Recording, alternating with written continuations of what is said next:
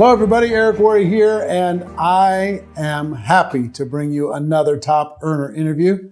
Today I got Mr. Doug Parker. Doug, how you doing? I'm doing awesome, sir. How about yourself? I'm doing great. Where'd you come in from? So I'm McKinney, Texas. McKinney, Texas. Yes, sir. Do they let you wear that fancy of a suit from McKinney, Texas? You got to be careful. Do you wear it? You don't wear it around town? Every once in a while. Really? Yeah, sure. Do you have a cowboy hat?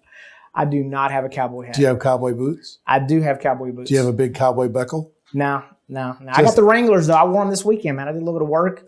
Those are heavy duty. Well, I lived in Dallas, Texas, between Dallas and Fort Worth, the Flower Mound, Capel, whatever they call it, area for several years. Addison for a little bit of time. Yep. Back in the day, back in the 90s. Yes, sir. I left. How long have you been there? I'm born and raised in Texas. So my whole life. So you probably remember the summer of 1999, it was over 100 degrees for over 100 days straight. And that was my last summer. I was like, I got to go. So Las Vegas is better than... It is, actually. It is. I moved to Minnesota, which is where my family's from. But there's a difference with the humidity, you know? There is. It can be something else. So I figure out the way to make the humidity work. But anyway, happy to have you. Thank you. Thanks for having me. And I want to hear about your network marketing story. Sure. But I want to start with your story. What's your story? Where'd you grow up? So I grew up out in East Texas, out by kind of Tyler area. And so I grew up out in the country in the middle of nowhere.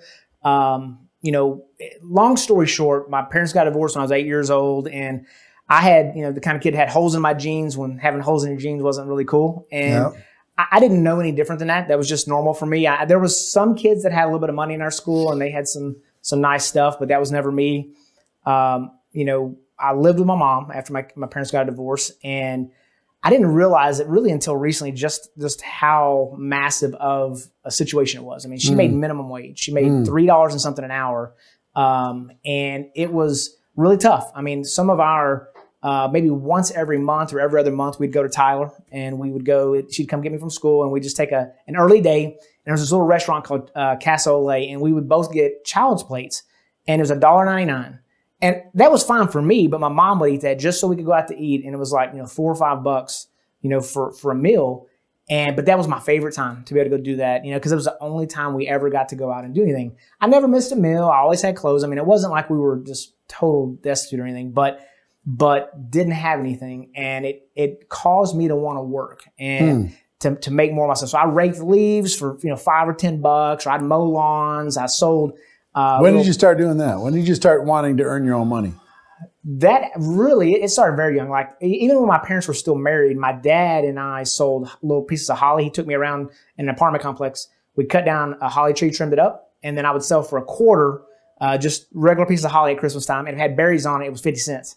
And so that kind of, just made a little bit of money doing that kind of stuff. And then probably, maybe when I was 10 years old or something, I would, rake leaves or mow lawns or whatever. And it wasn't like I had it as a career. I had a crew, nothing like that.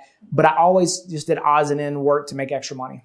So you think that entrepreneurial bug was it entrepreneurial? Like you wanted to be in business just for the excitement of it? Or was it just to be able to do things you couldn't do? Or what was it?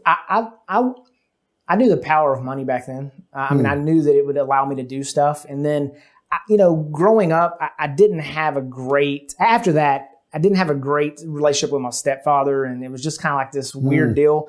And for me, how about with your dad? What was the relationship with your Great. dad? Still to this day, my mom, my dad, it's unbelievable.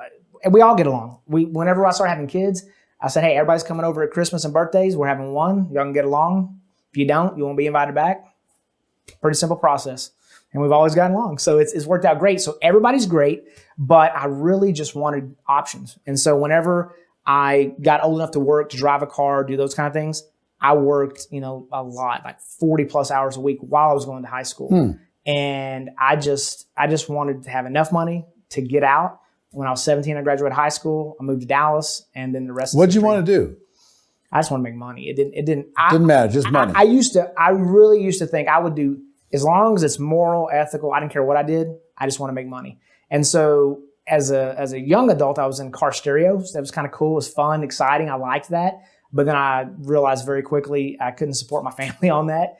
And I had to go do something different. And so this is when was this car stereo thing? So from the time I was about maybe 17 no, until what years? Oh, this was in the early 90s. Okay. In the early 90s, yeah.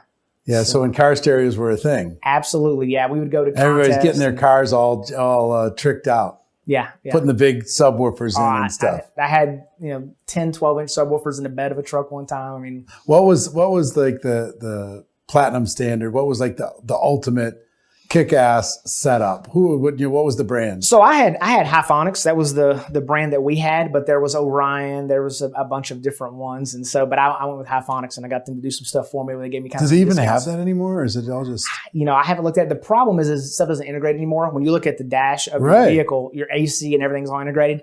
It's so difficult to do anything that it's kind of gone by the wayside.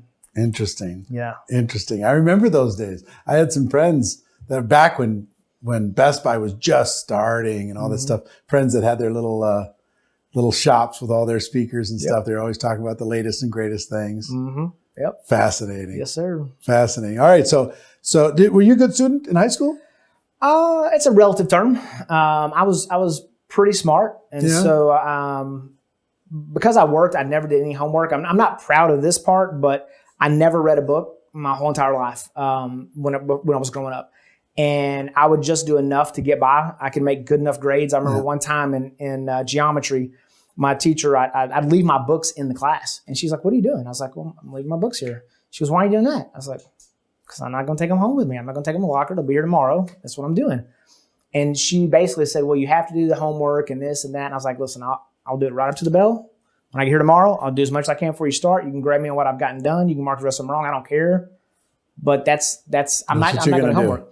And she's like, "Well, you have to do the homework." I was like, "Well, why?" She goes, "Well, so you can learn how to do it." I was like, "Well, if I know how to do it, is that okay?" She's like, "Well, you got to be able to pass the test." I said, "So let's make a deal.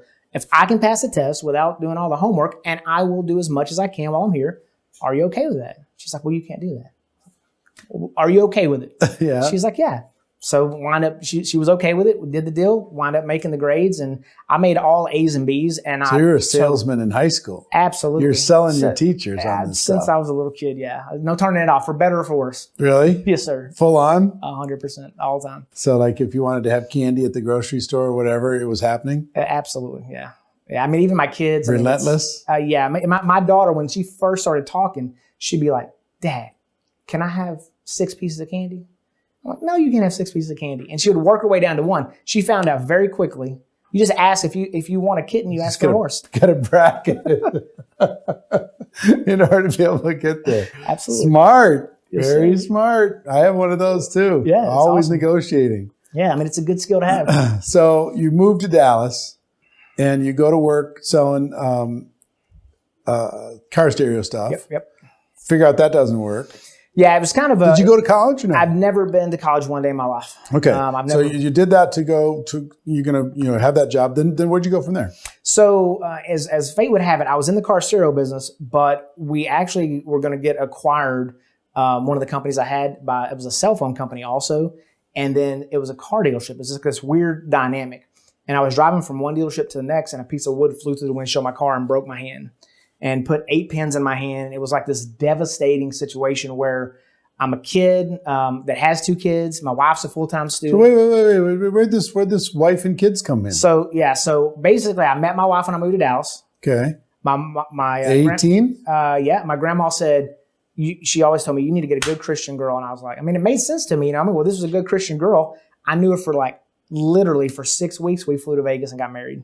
So really? 25 years, yeah. So 25 years later, our 25-year anniversary is here in in February. Really? Mm-hmm. So you get married 25 years ago, boom, what did your parents think of this idea? They know I'm a person of action. So they were like, what did her parents think after 6 weeks? They weren't super happy about it. They didn't know me yet. It took them years to warm understand me. Yeah. I mean, they were always nice to me and everything, but it was a little girl, So how old were you when you had a kid? 19. And how were you when you had the second kid? 20. Telling you, man, I don't mess around. So you go do this. You're selling this stuff. It's not enough money to be able to take care of a family, right?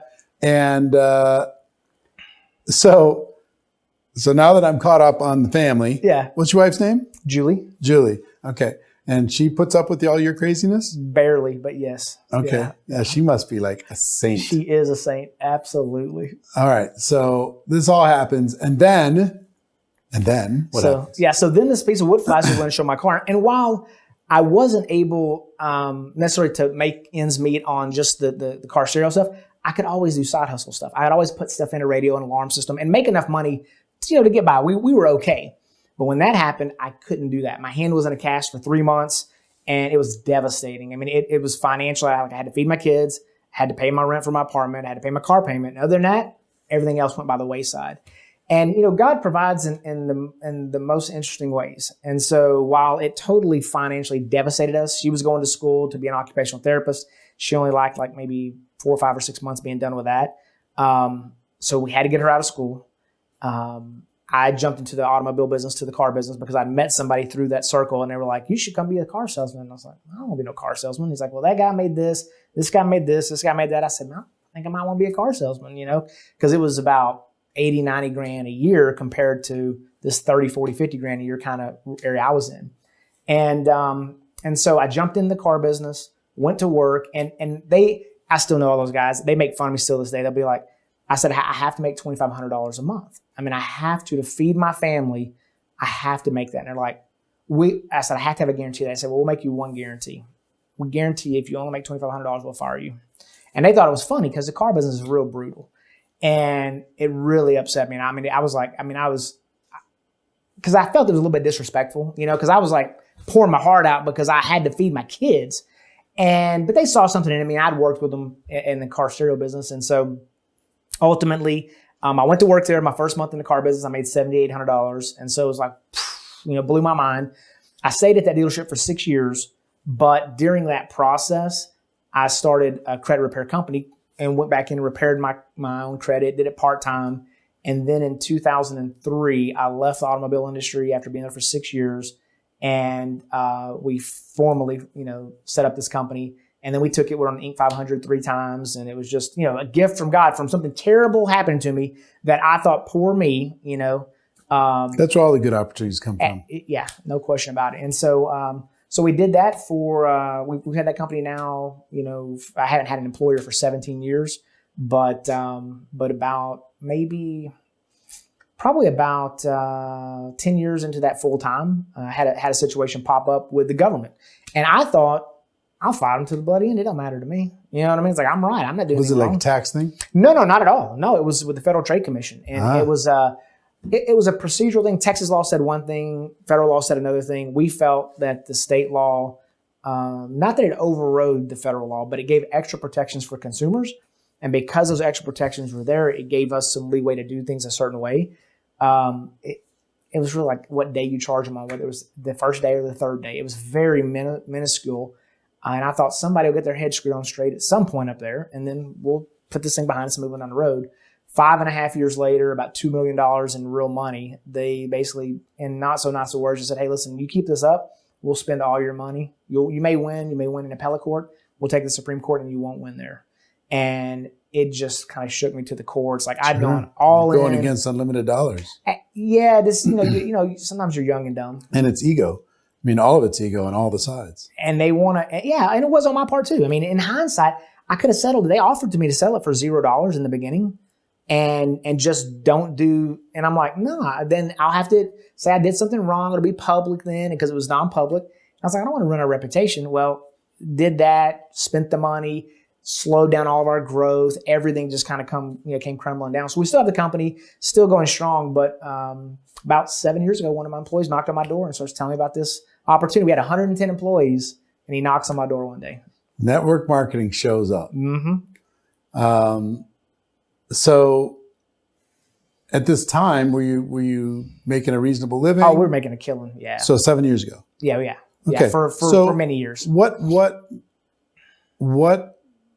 caused you? Because some people have a belief about network marketing that's only for people who, it's like the last stop before you give up on life. It's like, you know what I mean? Yeah. It's like if you have no other options, then network marketing might be for you type of a thing. There's a whole other group of people that people don't realize, professionals, successful people that just understand the business of it and say, okay, I'm going to come in and leverage this model?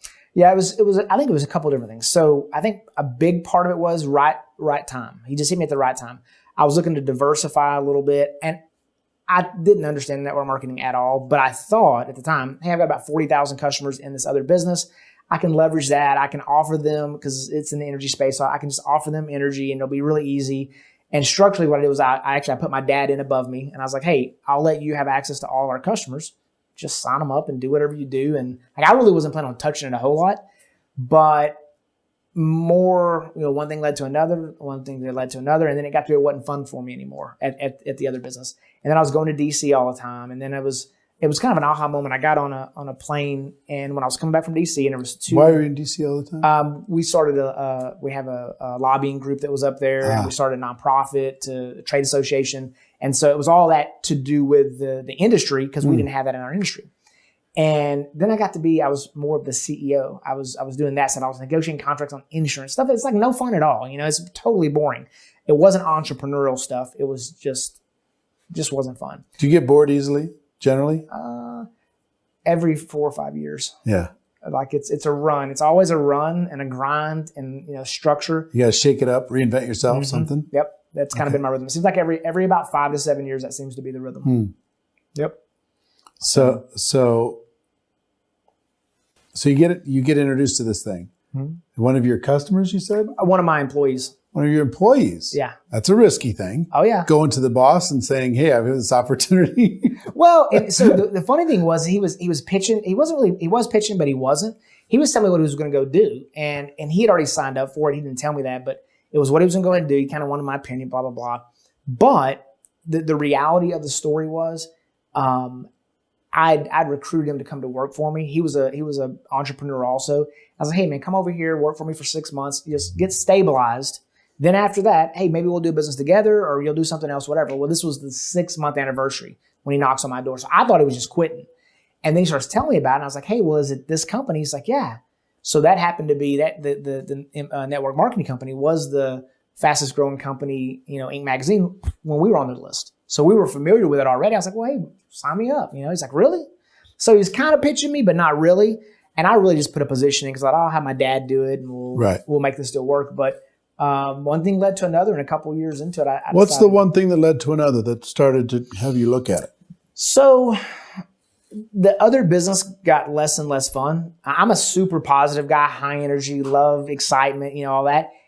And I didn't think it was depression at the time. I didn't realize it. But I really was like kind of depressed. Like I don't think I was like clinically depressed, but I just didn't enjoy going to work. Going through the motions. Yeah, I went to work every day, early there, late, whatever. But I caught myself just like daydreaming about just not even wanting to be there, not wanting to be with the employees, not wanting to do stuff, not wanting to scale it or grow it anymore. I didn't want to leverage, any resources I had towards further going into it, because I was afraid that I'd have that situation again or something similar to that. And so I started figuring out, what am I going to do next? And I went to the guy that was upline for me at the end of 2015. And that was kind of the tipping point for this business. I said, for me. And I told him, I said, if I can't make at least 10 grand a month part-time, I'm out. And his eyeballs got big because he wasn't making 10 grand a month. He was doing it full-time. And I said, I know what my skill set is. I know how hard I work. I've been doing this for 2.5 years. I'm not really making any money, really.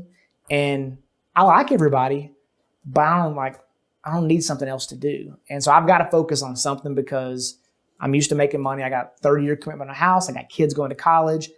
I got to make some jack. Let's go. And he's like, well, how are you going to do that? I said, I have no idea, man. I close everybody I talk to. And he goes, well, who's doing your 3-way calls, your validation? I'm like, I don't need nobody to validate nothing for me. I can close them, no problem. And he's like, well, that's the problem. He goes, that's the reason why nobody's doing anything, because there's no duplication. I had zero duplication. I could close anybody I talked to, and they could do nothing after that. And so we put together a game plan. I went in and interviewed 50 of the top leaders in our company. I podcasted it out. This was back at 2016. So I did just an aggressive interview process. Every single week I did an interview for 52 weeks. It was an intro and an exit and 50 interviews in the middle of it. And there was consistent things that people said that I needed to be doing 100% of the time. And then there was always some golden nugget that someone threw out there that wasn't, what anyone else had said. And I went back and started applying that to my business, promoted to the second highest level in the comp plan within about 8 months. So what were the things that you applied? I mean, well, first of all, the written list, the invitation, presentation, validation, those fundamentals. I had never done that before. Out of pure arrogance, because I'd run a multi-million-dollar company, I don't need to do any of that. I didn't understand network marketing at all. So I just started doing the fundamentals. I had studied for about 2.5 years the company, and there was some holes in the company. So I found some outside the box ways to kind of plug those holes, and to where people get paid faster. We could make put a little supercharger on it, and then for me it was just getting paid, and then having the belief and confidence in it. So it was okay. I know if I get to this level, I can make X amount of dollars. When I started making X amount of dollars, then I had no problem talking to other people. I didn't tell them what I made or anything. Give me a breakthrough that happened during that 8 months where you just went, oh, okay, this was a moment where you went, yep, I'm on the right track. So during those interviews, I started kind of popping off and saying, well, I'm going to get to this rank by this date.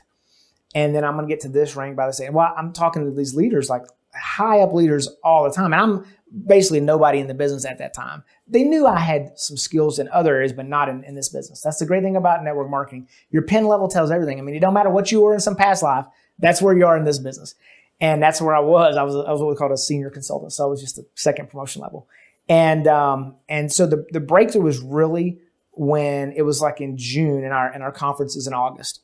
And I needed something like 60 team members all in the right place.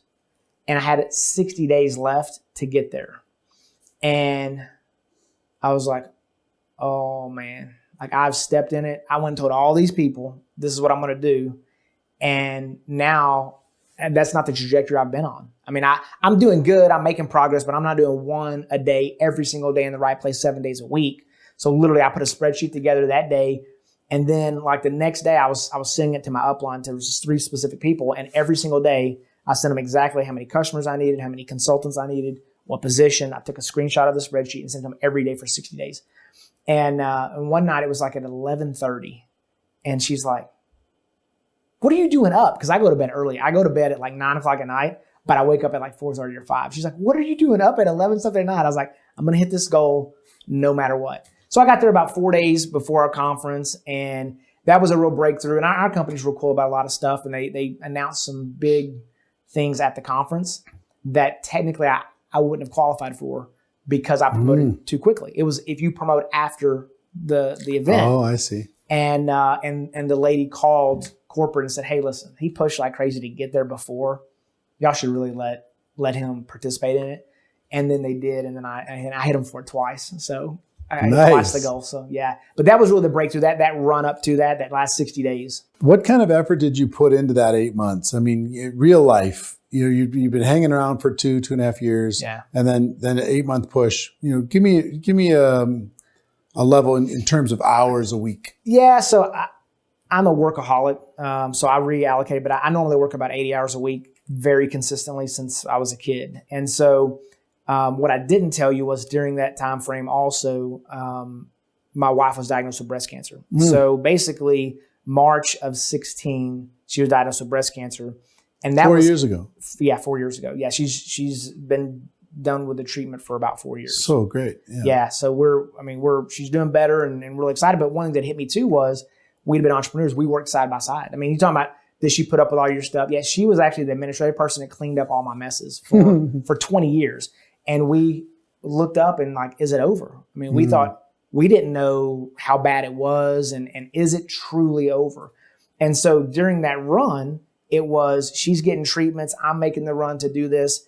And part of it was the residual income nature, the true residual income nature of the business. Because if something like that were to happen to me, I've always been the one that can go make it rain. I mean, I had one of my guys tell me years ago, he's like, listen, he goes, I told my wife a long time ago, I'm good for 10 grand a month. He goes, his situation was, I'm just never going to have more bills than $6,500 a month because I can go make 10 grand a month anywhere, anytime, any place. And I've always stuck by with that. I mean, I spend more than that. That's great. But if I need to stop spending, I can. And so, but the problem is if something happened to me, what would happen then? And could I take care of her? If I had to quit, kind of a wake up call, huh? Absolutely, because the workaholic has worked out great for us all these years, making a bunch of money because mom could stay home. She's great. She could take care of kids. I say she never stayed home. She worked too, but she could take care of the kids or whatever. But if something happened where we didn't have that, it would be game over.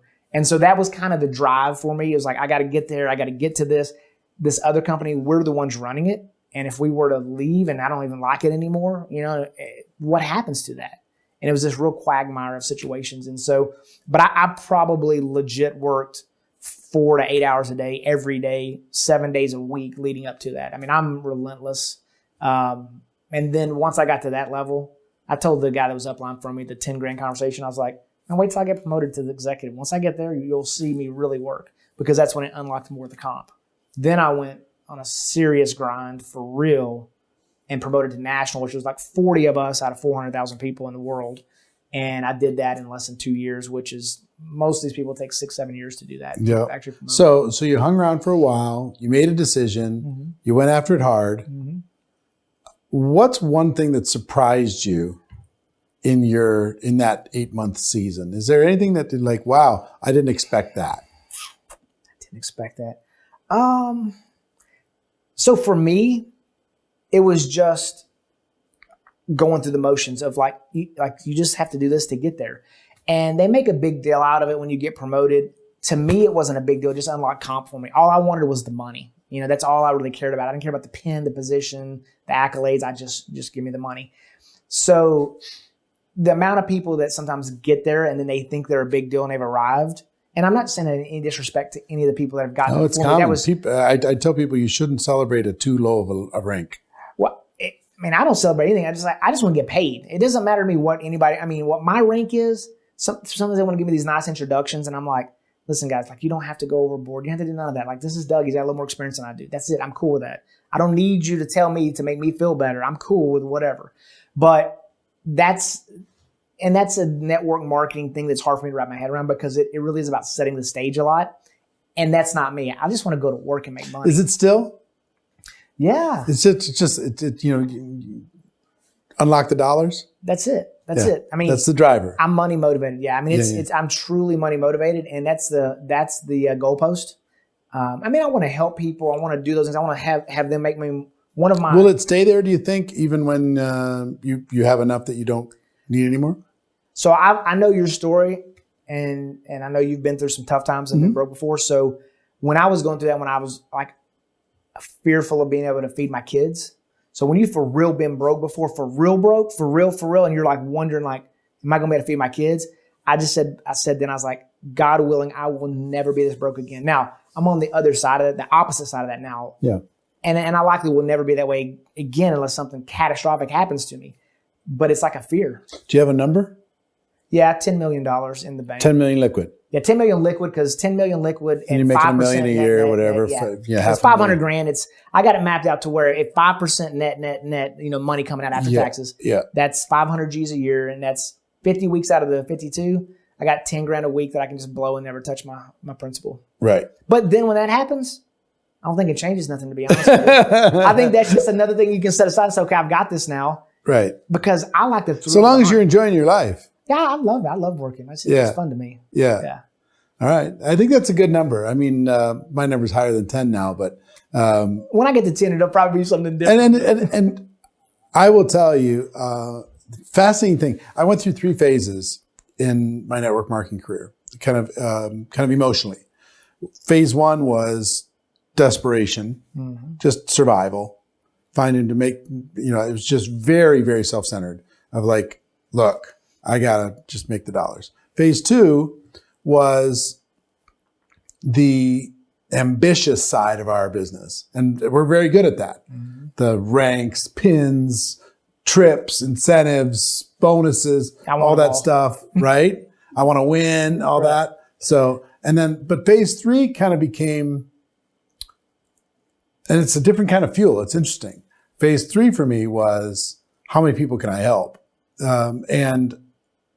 And there's a different kind of emotional payoff. And the crazy thing for me is when it stopped being about me and it started being about others, the income went exponential without any effort.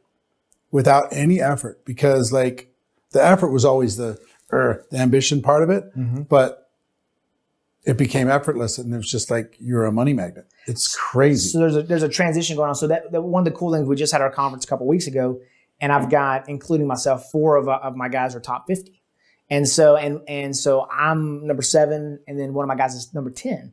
And that's something where other than me, there's never been anybody else on our team that's been one of those. So it's starting to get there. And that was one of the coolest things to think, man, I got it's not only duplication, but it's like duplication and successful duplication, like high performing successful people. So that's been really cool to see that. How can you live with number 7?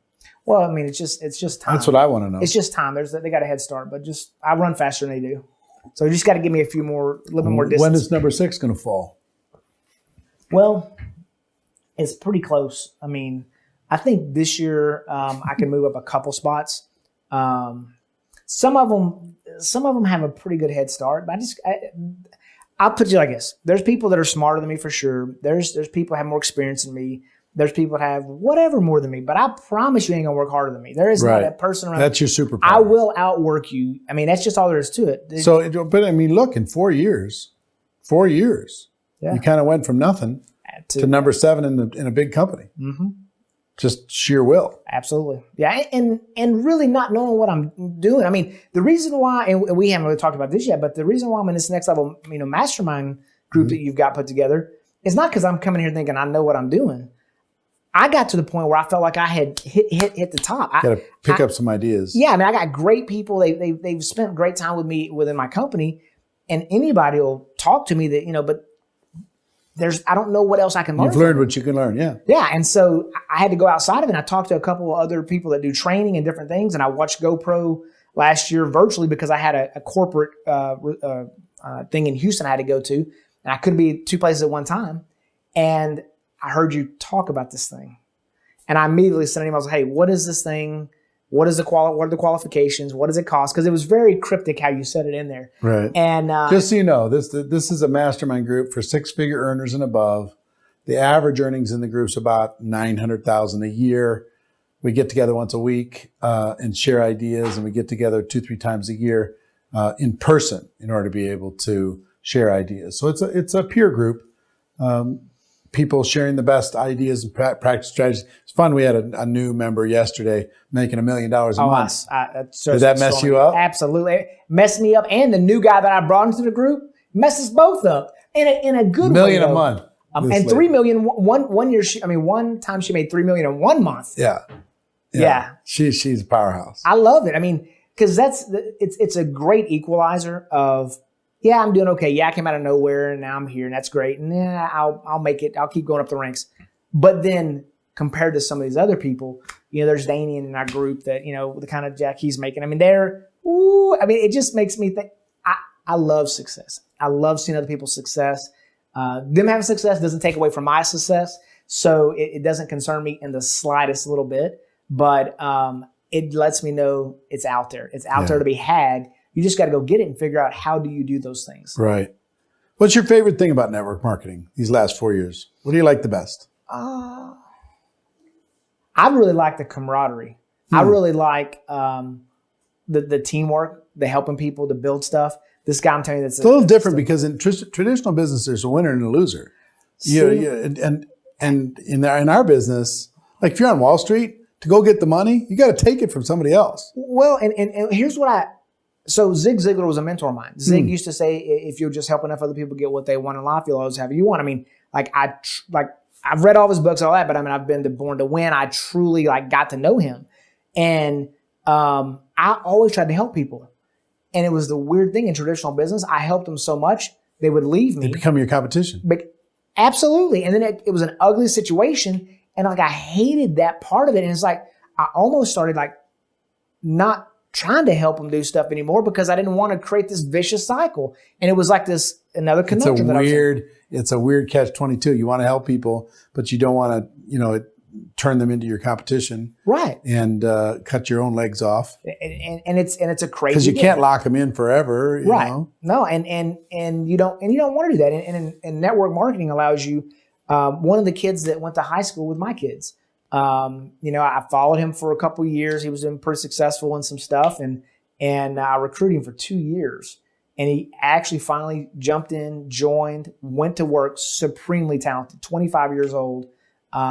Kid made multiple six figures last year and was a top 10 guy. How fun. And 25 years old. I mean, just because we have a process, we got a great company, follow the process, let's go. Love it. So camaraderie, what's your least favorite thing? You're like quitters. Quitters? Yeah. People, the tourists? Yeah. I mean, they come in, with the big talk, and then they're gone, and Yeah, it's just, I mean, they say one thing, they're incongruent. They say one thing and then they do another. Yeah. That's fear-based though, just so you know. Yeah, but there's a lot of stuff though that's just action-based though. Like, it sprinkles outside and then they can't make it to a meeting that night. And I got to be careful because I can get pretty hard in the paint. I'm like, so did you go to work today? Oh, you went to work to the thing that you want to quit, but the thing you think is going to free you from that, it sprinkled outside and you couldn't make it to work, or you got a hangnail. Well, I would tell you, like, this $1 million a month woman from yesterday, what do you think she'd do in that same situation? She's not messing around. She's off. These top earners, man, they do not sugarcoat nothing. No. Yeah. So quitters is your least favorite thing. What's been your biggest challenge? If you last 4 years, what's been your biggest challenge to go to the next level? The biggest challenge to go to the next level? I mean, I think it's the thing you love best about this business is the people, and the thing that's the most frustrating are the people. I mean, it's mining through enough enough dirt to get to a couple of nuggets of gold. Right. I think that's the biggest struggle for me, and trying to allocate the time and get that true duplication and find those leaders that can duplicate. And I think it's just a timing thing. It's just, I've just got to continue to do it longer, train them better, continue to go through the process, get more skills from things like this, and just keep going through that process. What are you most proud of? Most proud of? A couple things. I would say both of my kids are now done with college.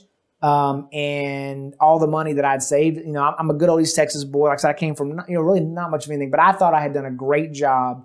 I saved about $35,000 per kid for my kids to go to school. And I thought, I didn't even think I could afford to go to school when I was a kid, and I paid for my wife's college after she got out. And my daughter just graduated from a school that costs $170,000 to go to. She's now one class away from having her master's degree from that school. And good news is she's a collegiate athlete. She's pretty smart, so she got some scholarships too. But in Proverbs, it talks about how a wise man leaves an inheritance for his children's children. It's legacy based. Both of my kids now are educated. Neither one of them will ever pay a student loan. They don't have student loans. They got nothing. It's all paid for. But that money that I saved, that would not have even been, you put both of them together and double it, it wouldn't have been enough for my daughter's education. But it's still sitting in the account, drawing interest. And, my son, I kind of jokingly say, about 4.5 years ago, my son came to me and said, "Hey, Dad, Michaela's pregnant." That was his girlfriend. And I was like, "Okay, did you have anything to do with that?" And he's like, "Yeah." I was like, "Okay." So now I've got this granddaughter that's 3.5 years old. And that money that really wasn't sufficient, even though I was proud of myself for saving it, wasn't really sufficient enough for my kids to go to school on it. It will be for the next generation because it'll compound over those next 2 decades. But I've got a 3.5-year-old granddaughter that's here right now that it went from a thought a few years ago to it's a biblical principle to this will be cool to now it's for real. It's right now that money is there for the next generation. So that's probably one of the things I'm most proud of. You talked about faith several times in this conversation. How important was faith in your life, in your business? How's that shown up? Yeah, it's super important. I grew up in the church, but I didn't, I never had, accepted Christ, growing up. I just was always on the edge of it. I was always probably raised the right way to be fearful, to know, like, I wasn't never sacrilegious or anything crazy. I just knew better. I know babies being born, the tides rise and falling, like that doesn't happen by accident, but I had never seen, a virgin give birth and somebody die for 3 days and come back. I'd seen, I'm a kind of seeing, believing kind of guy. And it was a process through it. And I, with Zig going through that, there's a pastor he got stuff from that I actually went and helped him with the church. And then I just got more and more involved in it. It's crazy, how all these things kind of interweave. I mean, I did a deal at our church just this weekend that was an entrepreneurial summit. Mm-hmm. And, you know, I get busy and I get distracted and, you know, I'll veer over here and then it's like a magnetic, like a tractor beam that sucks me back over. And thank God, literally, thank God it does, because I was there and I was like, man, I gotta get more plugged in again. It's an opportunity. The pastor wanted me to do some stuff, and I was selling myself short by not serving, and because I get busy, and I'm not proud of that. That's just the facts that I do that sometimes, and I do it with my family. I work too much, you know, and it's a tough. So this is a balancer for you. Oh, is it tough? Yeah, I don't know if there's such things as balance. I'm so unbalanced, it's unbelievable. No, but I mean, it'll help you kind of with perspective, I guess. Absolutely. Yeah, for sure. So you said you didn't read anything growing up. Did you read anything? Are you a reader now? Oh man, I devour books now. So, really? Oh yeah. When did that start? Probably when I became an entrepreneur. Like I tried to read books. I was never a good reader because I didn't have that practice of being a reader. But I didn't realize this, but I had eye problems. I just wasn't going to wear glasses when I was a kid. And I didn't realize when I was going through it why I got off focus so much was because I just really couldn't focus. Now I got contacts. That helped out tremendously. But when I became an entrepreneur, I just started devouring self-development even more, and listening wasn't just enough. I had give me 3 books that have had a big impact on you. I mean, or whatever comes to mind. One of my favorite books is an Andy Andrews book, and it's called The Traveler's Gift. To me, it's a fiction book, but it has principles in it. I gotta love GoPro. I mean, that applies to our business. I like Building an Empire with Brian Carruthers. That book is very in line with services, which is what we do. So that was a big deal for me. Great by Choice. That whole series of books by Jim Collins, but the blue one, Great by Choice, is really my favorite. And then there's always the oldies, but the goodies, the Think and Grow Rich, How to Win Friends and Influence People. Right. But my first book that I read was Zig Ziglar's See You at the Top. I mean, that really is so powerful when it comes to just building a positive self-image and some of those things. I never really had a problem necessarily with that or anything, but it just foundationally gives you so much to work with. That's one of my all-time favorites. So you mentioned that you get bored about every 5 to 7 years. Mm-hmm. How long you been with your company? Yeah, that's it. So I've been with the company for 7. So so my big question is, how are you going to reinvent yourself for the next chapter? So part of that was really some of the ways that I filled in some of those holes I was telling you about was more of a direct sales model than a network marketing model. Okay. And so corporate is working through some stuff there to make it where it makes sense for everybody involved. And I think part of that's being able to do that. And then part of it was coming here really to this. The mastermind. It was getting plugged into the mastermind, getting to know you. It's figuring out how to truly get better at because I don't have I have leveraged income, but not this. I go to sleep when I'm sleepy. I wake up when I'm done sleeping stuff. I grind like crazy. Right. And I don't know any other way. And the people thing is difficult for me to see people that aren't grinding because I'm thinking to myself. That are complaining. Or even if they're not complaining. If your girl was making $3 million a month and she was goofing around, I'd be like, but if you would grind, you could make $10 million a month. Right. I mean, like, I don't I always like the grind and the hustle. So that's that. But I think, really going another level deeper and actually becoming a higher level network marketer and really obtaining additional skills. You became a pro. It's kind of go from a leader now to a legend. You're sort of legendary status. Yeah. And people that bounce around in the companies, I mean, that's some people's rhythm. I don't want that. I don't want that to be my rhythm. No. You got just so much sunk cost, that it just makes a lot of sense to stick around. And the residual nature of how ours works is tough to walk away from it once it really gets built up. Do you have a life motto, mission statement, anything that you live by? Zig's saying of you can help, you can have anything in life you want if you just help enough other people get what they want. The companies I've run, the things I've done, that has truly been the case. You help people, it works out. And it's hard to go wrong by helping folks out. So I just kind of stand by that. I stole it from him, but it really works well. No, the truth is old, man. Just keeps getting rephrased, but it's old. That's a good one. Well, this is your camera. I want you to look in this camera and give your best advice to people who want to have success in network marketing. What would you tell them? Yeah, I would just say if you want to have success in network marketing, number one is put together a plan. That plan should definitely include, working with leaders that know what they're doing. Knock on their door, be bold, ask them how to be more successful at what you're doing. Secondarily, stick to that plan. You got to have grit. You got to have that stick to itness. You got to go get it and make it happen. If you want to go get something, you got to do something different. And there's 168 hours in a week. Okay. It's real easy to be tired. It's real easy after 40 hours of work or having your kids you're taking care of or whatever to say, I'm tired or whatever. Make one more call.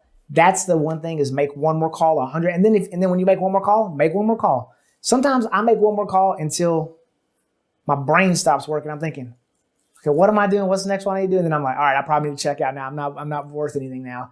And then, lastly is continue to educate yourself. Get plugged in to whether it was within your company, outside the company, GoPro, things like that. Get plugged in. Make sure that you're taking massive action and continue to educate yourself. Doug, thank you for offering up some wisdom, learning your story. It's so great. Thanks for sharing it. Ladies and gentlemen, I hope you got value. If you did, make sure you share this with somebody who would appreciate it. Pay it forward like we do in our profession.